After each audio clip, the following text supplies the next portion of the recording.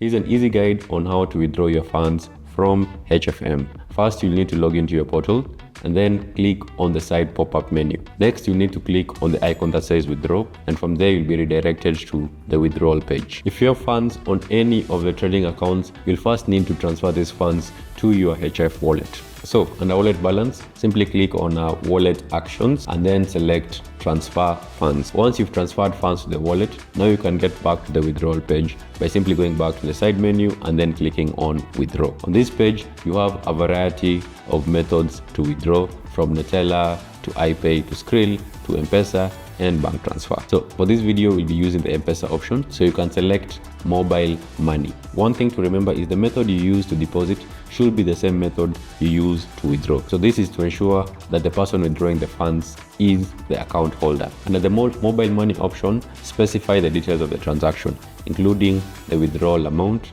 the mobile service provider, and the phone number that you intend to withdraw the funds to. Remember, the name of the holder of the phone number should be the same as the name of the holder of the account. And then lastly, select the reason for the withdrawal. Now, for this method in particular and for any other method, remember there is the minimum and the maximum amount you can withdraw. For M-Pesa, the maximum you can withdraw based on transaction limits is 450,000. So that is important to take note that withdrawal limits vary from option to option on the platform. Again, for this one, the minimum is 700 shillings, the maximum is 250,000 shillings. Once you fill all the details correctly, simply click on the withdraw option. Before you submit your withdrawal request, there is a verification code that will be sent on your email. So you need to verify, and this is to ensure the security of the funds again for whoever is withdrawing on this account. So I've entered my code over there, and then now you can finally click on submit. And that is how to make a withdrawal on HFM.